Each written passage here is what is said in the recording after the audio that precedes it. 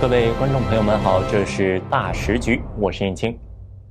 北京9·3大阅兵就在眼前，可习近平身边却接连传出了3个重磅消息。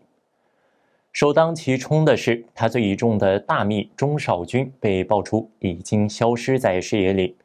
其次是金融系统的大人物郭树清传出被调查，外界判断凶多吉少；最后呢是地方大将陈敏尔。旧部一个接一个被查，风声越来越紧。这3件事连在一起，像不像多米诺骨牌？是不是意味着习家军真的开始塌了？9月1号，前内蒙古政府法律顾问室执行主任杜文在社交平台 X 上爆料说，内蒙古乌兰察布人原中共央行党委书记、现任全国人大财经委副主任郭树清确认被中纪委带走调查了。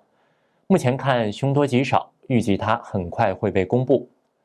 杜文在爆料中使用了“确定”一词，并说，如果郭树清落马，他将是中共建政以来首个落马的央行一把手。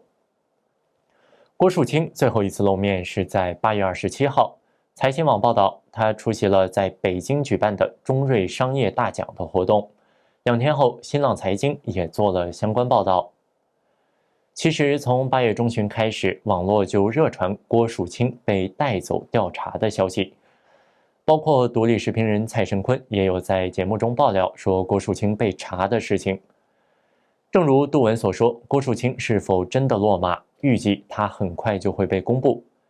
这场悬而未决的风暴或许将成为观察中共高层金融系统权力震荡的关键指标。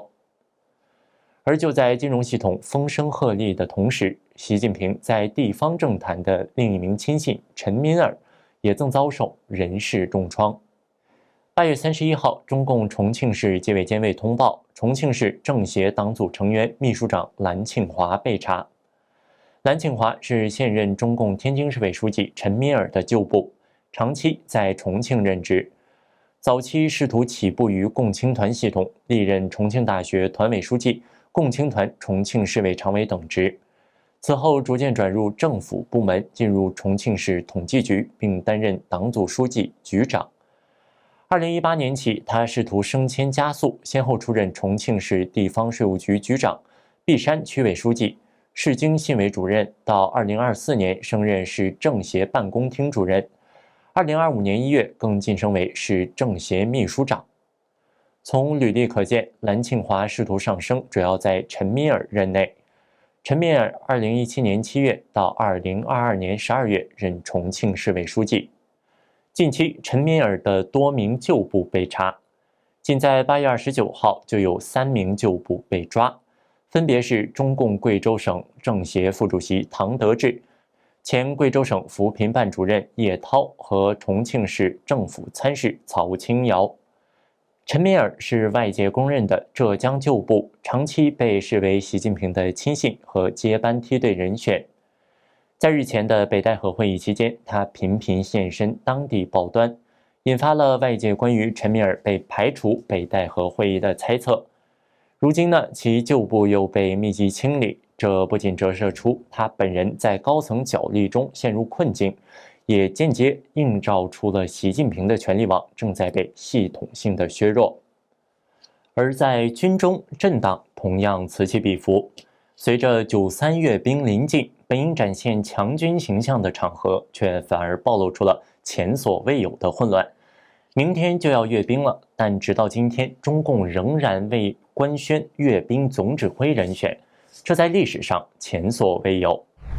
我们很多人为了保护牙齿，天天刷牙2、3次，可眼睛的保养更重要，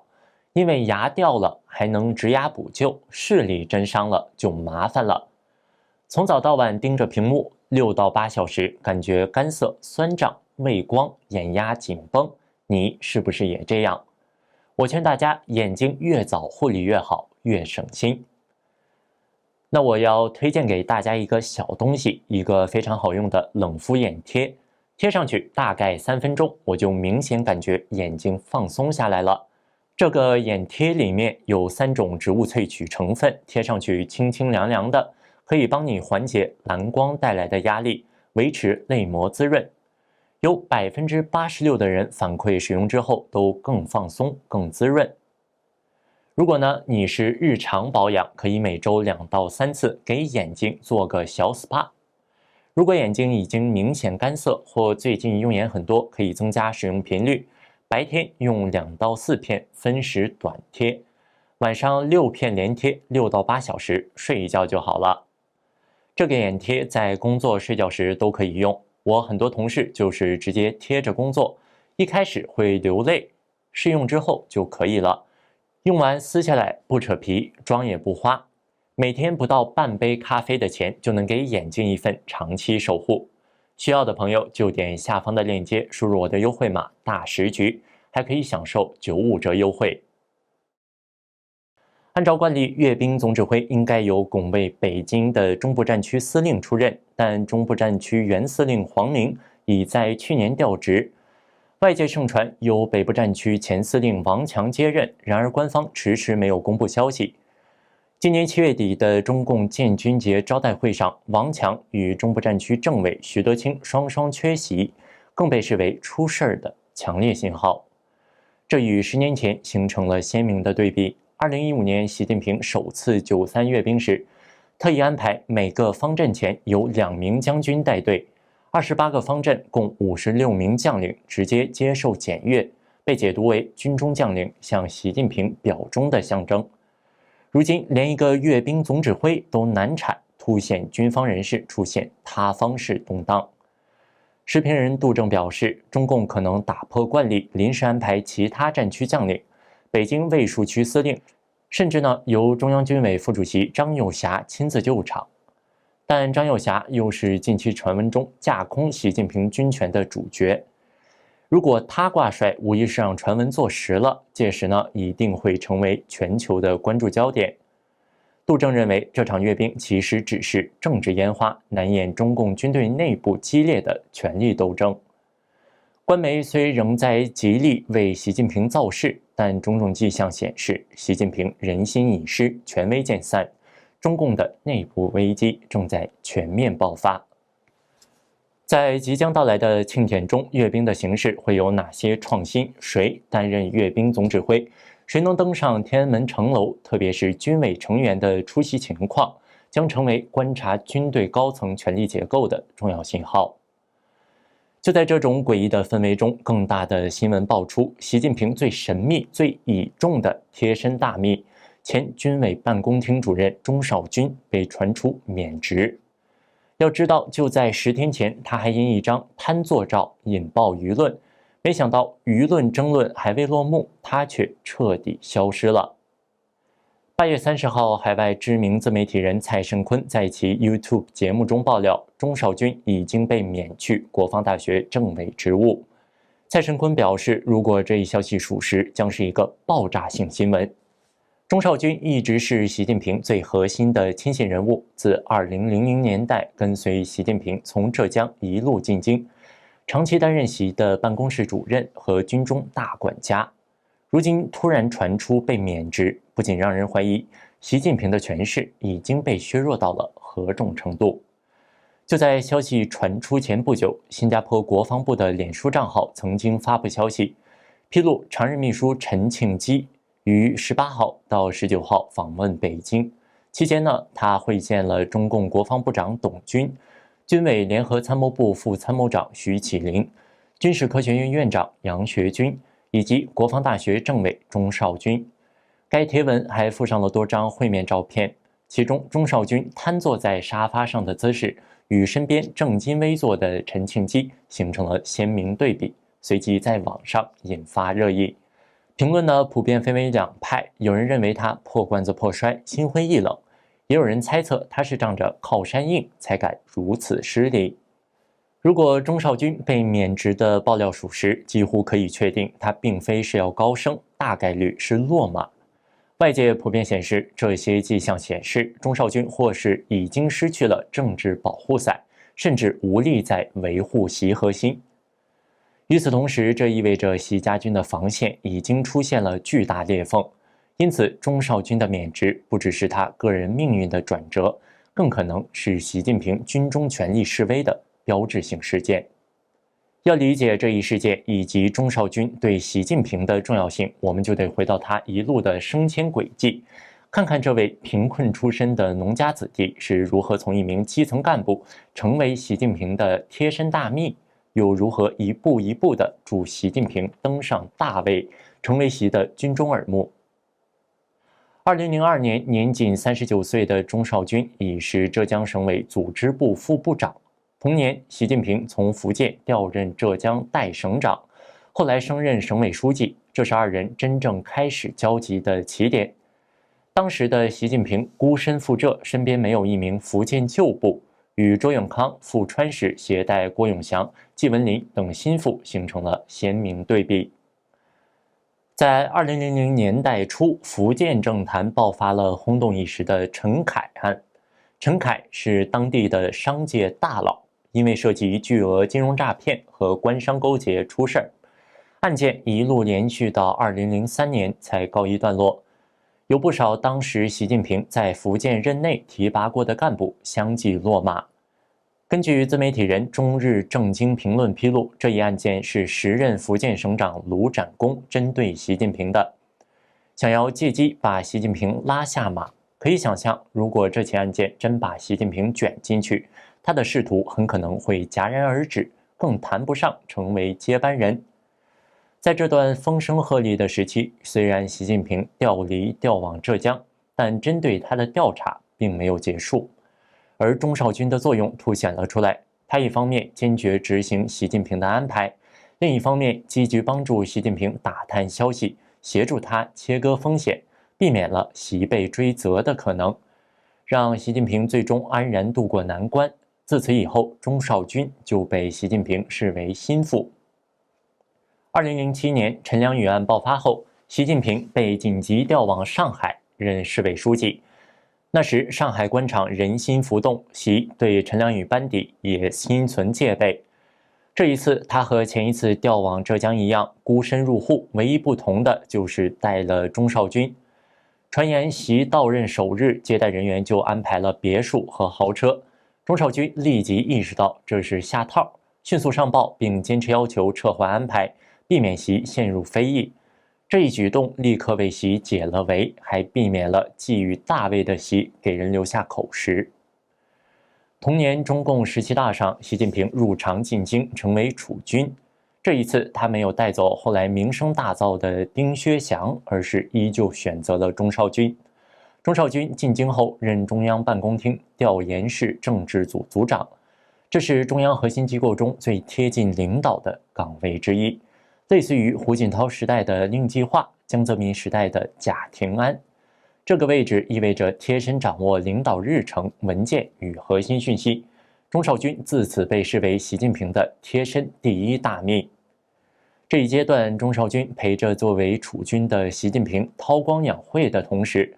暗地里帮习近平维护着和红二代的关系，尤其是和胡锦涛的儿子胡海峰的关系，为习近平顺利登基立下了汗马功劳。2013年，习近平上台之后不久，没有当过一天兵的钟绍军被调入中央军委办公厅，出任副主任兼中央军委主席办公室主任。这一职位历来只属于最高领袖的亲信，例如邓小平的王瑞林、江泽民的贾廷安、胡锦涛的吴志明。2017年，他更是升任了中央军委办公厅主任，军衔晋升中将，成为习近平在军队的大管家。可以说，从浙江到上海，从地方到中南海，再到军中核心，钟绍军几乎每一步都与习近平同进同退。他既是习近平的眼睛和耳朵，也是习维系高层人脉的联络官。如果习近平连这样的大秘都保不住，也难怪外界认为习近平的权力版图已经出现了质变性的裂缝。值得一提的是，钟绍军并不是唯一出事的习家军重量级人物。就在此前，前军委副主席范长龙传出被带走调查。范长龙出身沈阳军区，曾是徐才厚的亲信。后来呢，在习近平上台后，选择倒戈效忠，被重用为军委副主席，长期被外界视为习近平在军中的重要依靠之一。与此同时，原北京军区司令李新良也在压力下服毒自尽。李新良曾在对越作战中立下军功，属于老一派实战派上将，与张又侠、徐才厚等人都有交集。后来因为习近平的提拔，进入北京军区一线，被视为习派军头之一。如今两人先后出事，显示出习近平在军中的根基遭受重创。事实上，从习近平第3任期开始，已有21名军中高级将领相继落马，其中不乏重量级人物，包括习近平亲自提拔的中共前国防部长李尚福，以及出身习近平嫡系部队31军的前政治工作部主任苗华，连跳2级的军委副主席何卫东，火箭军高层徐锡胜、乔相继等等，也都在这一波清洗中相继出事。这些名字本身就足以说明军中清洗规模之大，已经是中共历史上极为罕见的情况。更微妙的是，在今年的8·1建军节上，至少有9名现役上将缺席官方活动，进一步引发外界对中共军中大规模人事震荡的猜测。那换句话说，从个人秘书到军委副主席，从火箭军到国防部，习近平的军中权力版图正在被逐层削弱。而与此同时，中央军委的人事名单至今未能补齐，即将于明天举行的93大阅兵，至今还没有官宣总指挥人选。从军方的钟绍军到地方的陈敏尔，再到金融系统，习近平的亲信正一个个出事儿。这已经不是单一个案，而是整个习家军正在遭遇分权与瓦解。8月31号，中国知名时政观察者吴作来接受希望之声专访时表示，中共在北戴河会议上出现了关键转折，中共高层、元老和军方达成了一份新的4点共识。第一，稳定压倒一切，既要维护习近平现有的政治地位，但同时禁止搞过度个人崇拜，以免突然撤换引发外界判断习要下台。军队也被明确要求为改革开放保驾护航，而不是无条件忠于某一个人。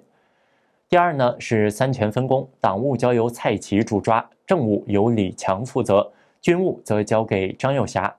习近平的权力虽然仍在，但已经虚化，更多只是总体战略和礼仪性场合的象征。第三，恢复规则。未来中共内部高层选举将重新强调程序，不再容许像中共20大那样搞黑箱操作，同时讨论恢复领导人不得超过2任的规范，为下一届人事安排铺路。第四，着眼于中共4中全会。当前中国经济濒临危机，4中全会的首要任务是稳定政局，并着手为中共21大的换届进行准备，确保权力能平稳过渡。吴作来强调，习近平正在被系统性分权，外界看起来风平浪静，但内部其实暗流汹涌。杜正则表示，尽管中共官媒还在极力为习近平做造神宣传，但种种迹象显示中共内部变动不寻常，习近平人心已尽失，权威将散尽，共产党气数已尽。好的，这里是大时局，感谢您的陪伴与思考。请订阅、分享并打开小铃铛，一起在动荡中坚守真相，在黑暗中点燃希望。